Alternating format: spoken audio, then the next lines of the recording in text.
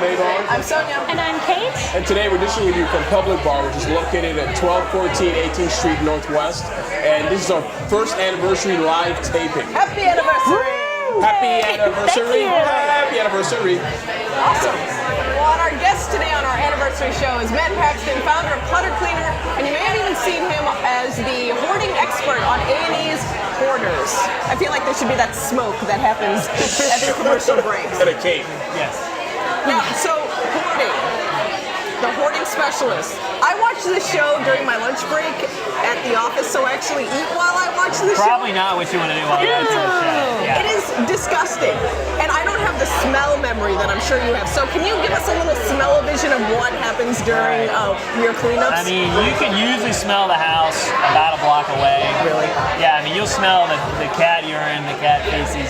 Most hoarders love cats. I don't know why. But Old ladies. Old ladies. and We cats. typically, hoarders tend to be... What is the definition of a hoarder first? Just in case someone hasn't seen this show, which would be rare. A hoarder is someone that basically clutter has negatively affected their life. And it's not like you or me that would have a messy closet. This is someone that's going to have 10 feet of trash, of stuff all the way through the house. There's a little path that you can walk through, and that's about it.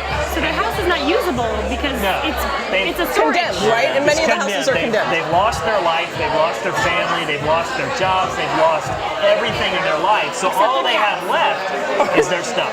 And their cats and the stuff. And so they really hold on to their stuff because their stuff doesn't leave them, their stuff doesn't hit them, their stuff doesn't hate them, their stuff doesn't judge them.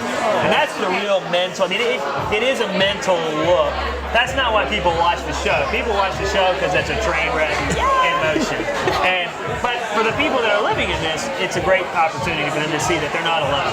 And there's usually a really awful, horrible reason that they do this. Do they submit them? Who submits them for Yeah, this how do you show? find these people? You just drive around until you smell the smell? We used to. When we started, we would look for, we'd look to see the blinds were pushed against the windows. We'd look for a couple cars in the front yard. Now that the show's on, we don't have to do that. We have a backlog of a couple hundred houses that we can go help at all. Can you imagine a couple hundred houses? There's 3.5 million people in the country that have this. And we're doing 5 a month. So, I mean... Wow, you clean them in 2 days? We 2 to 3 days. We have the ones we do on TV, and then we have the ones that we do privately. Right, because your clutter cleaner business was independent from We've been hoarders. doing it for 5 years before we got on TV. It's just cool now that we're on TV. This is fascinating for a lot of people, but I'm sure that the people that are actually hoarders, I don't know if they find it so fascinating. Elena wants to know, do these people actually want to be helped? Some do, some don't. If they don't want to be helped, we don't even go in the house anymore. We've learned the hard way. If they're not ready to get help, just walk away. It's very similar to alcoholism. You got a buddy that's an alcoholic, and he ain't ready he hadn't hit rock bottom yet, don't waste your time. So do you guys have some 12-step program that you say, this is how we're going to help you to not be a hoarder anymore? Yeah, it's a 7-step program. We're working on it. We've actually are working on a book about it right now, which is pretty exciting. But we have a process that works for us with families. The key is the person has to want to change, and they have to be brutally honest. I mean, we're going to walk into a house and find, 6 feet of poop in their home.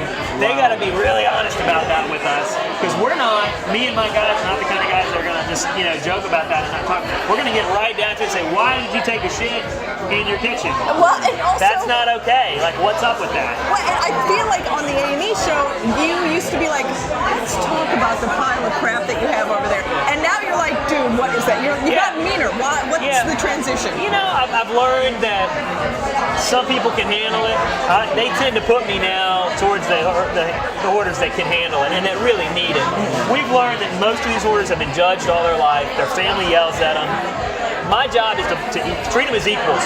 I'm going to talk to them just like I would talk to you or my buddies, and I'm going to make fun of them just like I'm going to make fun of my brother, and they better make fun of me right back. And what happens is we find that they're more willing to work and get real because no one's ever treated them like a real friend or a real family. And that's the one where a perfect example would be for people who are ready. So do you have an example of those who haven't been ready? You've walked in dog shit. What's the craziest shit? What crazy stuff I've found? I mean, we've had everything from, we found 6 feet of recycled adult diapers, which was aggressive. and you could smell it. I mean, from about a block away. It was just 6 feet of poop. Recycled adult diapers. My favorite episode was the time that you found the cat that had died on the box, and when you picked it up, it was like this. It was like Yes. We found 100 dead cats in this house. We found a skunk in that same home, and you couldn't smell the skunk because the cats were so. A skunk sprayed me, you couldn't even smell it.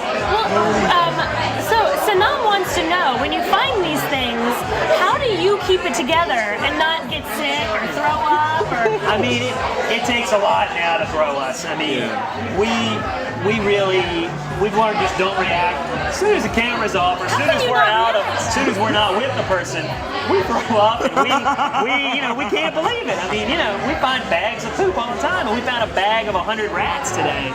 And the lady saved them in case somebody needed 100 rats. That's disgusting. To sell on eBay. To sell on eBay.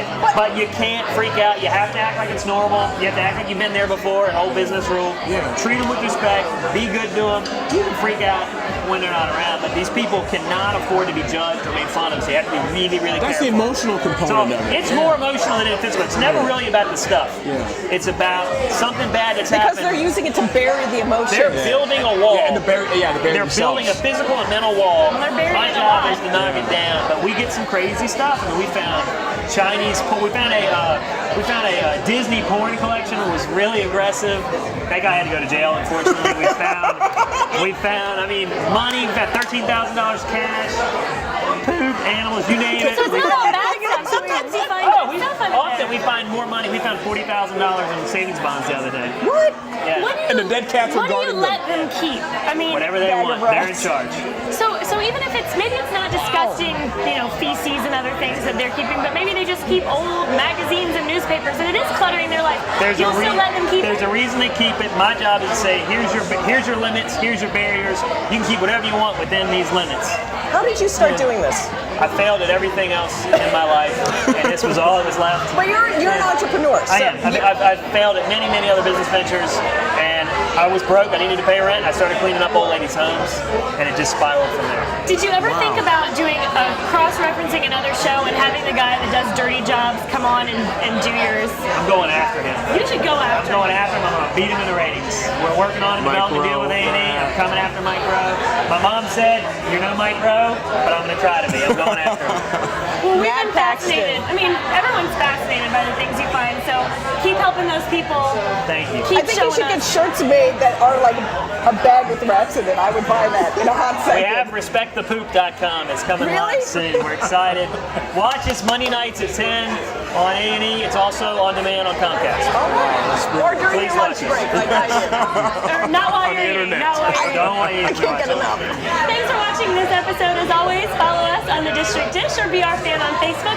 Tell us what you thought of Matt in this episode and send us And some where you'd suggestions. hoard. Send us suggestions on who you'd like to see on future episodes. Thanks again for watching the District Dish.